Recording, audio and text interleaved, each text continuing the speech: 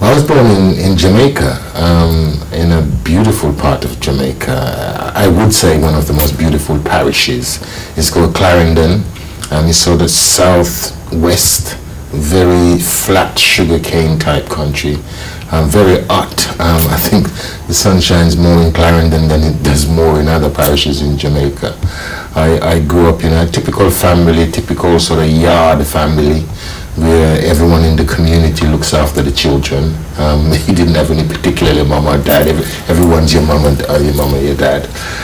It was in the sort of 50s and 60s is the time when I suppose the British government was sending the news to everybody in the Caribbean that, come to the UK because there's gold dust on the ground to be picked up. And everybody thought that, we'll have a go at that, and including my own parents in the sort of early 60s, thought we were going to pick up some of those gold dust that we're told that was on the ground. But I think a lot of people quickly, when they arrived, they realized that those gold dust was actually dog mess. It was actually there to pick it up. And they did a pretty good job, including my parents, doing all the worst menial jobs, including all the fad ones as well. Like my mom worked in the NHS for a very long time.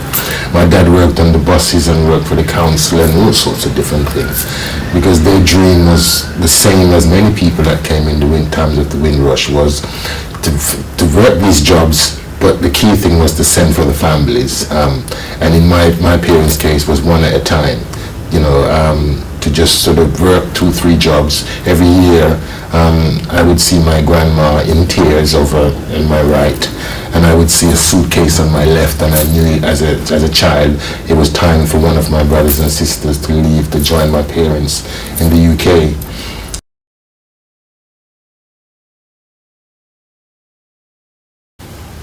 I started off as a warehouse manager within Plumbase, and while I was there, I would have my guitar in the warehouse at the back sorting out. I'd be singing. I'd be on my own basically there, nobody, so I would really enjoy myself singing, writing songs and blah blah blah. And I started to do the sauce just out of a whim. It's somebody's birthday. My friend Dave is a plumber that came to Plumbase, and I thought I'm going to make a birthday present for Dave, outside of the carnival. I hadn't done the sauce for a long time, and I made the sauce for Dave. And Dave loved the sauce, and a few more guys in Plumbase asked me to do the sauce, and I really got into the vibe of doing the sauce again, until it just led me inspired me that I've got to get out of this job. I know what I'm going to do now. This is the bell moment that I've been waiting for. It's now to do the sauce. So I went into Nick's office, the manager, and I took my overall off, and it clicked in my head that I've got to get out of here because I know what I'm going to do. And I took my overall and then I handed it to Nick, the manager, and I said, thank you very much, Nick. Thank you for this job. It's been 2 years I've been there. Never done anything like it, but this is not for me. I know what I'm going to do now. I'm going to do my sauce. And I said goodbye to the guys in Plumbase. I went home. I got the kids together, and it's like an inspirational time, and I said to them, guys, I left Plumbase. We're going to start doing the sauce now. Never had a name at the time, but we're just going to just do the business.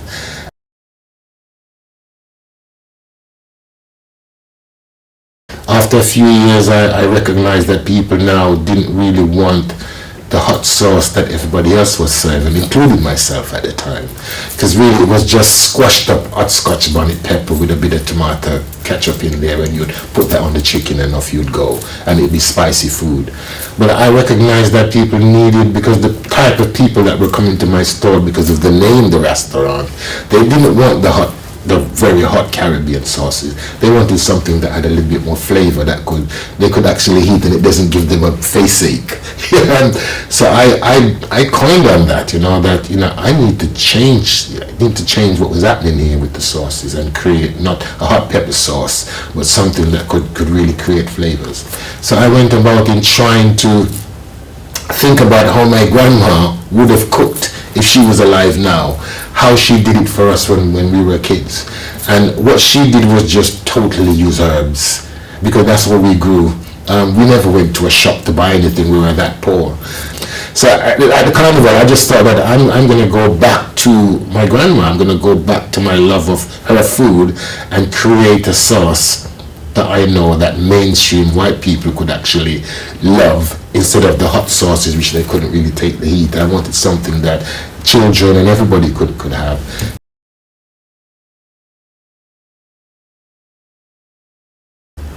I've already got a ready-made market. I live in Brixton, one of the largest Caribbean community that there is in the country. So I thought, great, and everybody's gonna love it. It's a Caribbean sauce. Boom.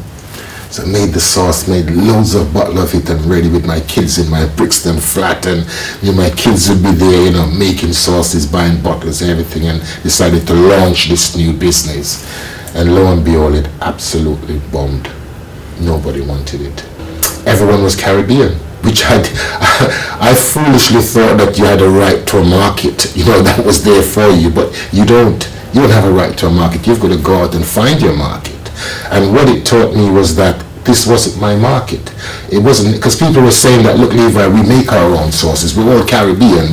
Sell us some music. We like you for that. You've been singing for years, and you've become a sort of Brixton's, sort of singer in some kind of ways. So we sell us your music, but don't sell us the bloody sauce. I could have given up. As a matter of fact, I was on the verge of giving up, because I'd spent so much money to generate the label and to do the sauce and encourage my kids and everybody to come on board. And then we ended up having, a few thousand bottles of sauces in my Brixton backyard with nowhere to sell. For a few days, it was just complete, absolutely devastation. But then, we thought of a magnificent thing as the family with the kids. We was there and we were wondering what we should do next. And we came up with the idea to go into the shires. We had a map and we looked at it, and we just thought, where are we going to go to with the sauce? And we just thought, let's go into the countryside with Shire at the end of it. And the first place that we went to was Carmarthenshire in Wales, because there was a reggae festival there that used to happen every year. Brilliant reggae festival. And so we went into the shires. Carmarthenshire was our first one. We had an absolutely amazing time. Nobody looking like a dreadlocks Rastaman with a guitar and a sauce called reggae sauce in the shires. So for a long time, I decided not to sell sauce locally, because I was embarrassed that it wasn't accepted. But I had found this fantastic market in the shires now, and every weekend we would be off into this English countryside, to these chili festivals and these lovely country fetes on a Saturday and a Sunday afternoon. And there I would be, this strange Rastaman with a guitar and selling a sauce called, at the time people couldn't even pronounce it, reggae. It's a Reggie sauce.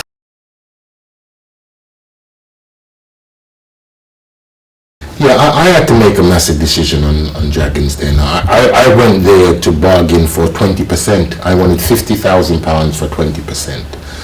But not knowing, not seeing the Dragons Den, and not understanding that these guys are going to want to try to beat me down and perhaps even up the scale for their own self. So I ended up having to do 40% for that 50,000.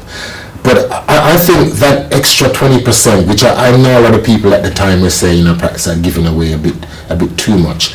But I had to make a choice, and my choice was based upon a need for me to be successful and for me to be on that next level. And walking away without a deal would never have put me on the next level at all. It would have put me backwards in any way. But I was thinking long term. I wasn't thinking of just the sauce. My business plan, and Peter knows this, was already saying that I wanted to have TV shows. I didn't just want to have sauces. I wanted to have Caribbean meals and restaurants and all that kind of stuff. So that extra 20% that I had to bargain for, it brought me not just about the sauce, it brought me the Levi Roots branding, because we've had over 50 products on the brand since Dragons Den, and I only went on with just one sauce.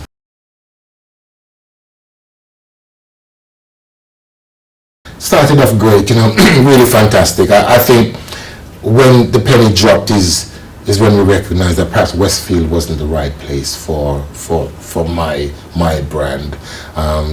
It seems that it's a brand that's very mainstream, but yet at the core of what my brand is about is it's very Caribbean as well. And I think that I have that right balance, which it didn't, being in Westfield all the way over in Stratford. Maybe if I chosen to be closer to home where I could reach out. Because by now I think I had the trust and the love of the people, as opposed to when I first started out. I think I would have gotten that support.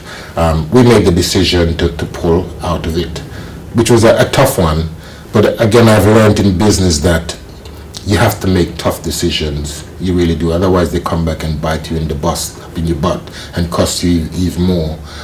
So if the question is, would I do a restaurant again? Absolutely not.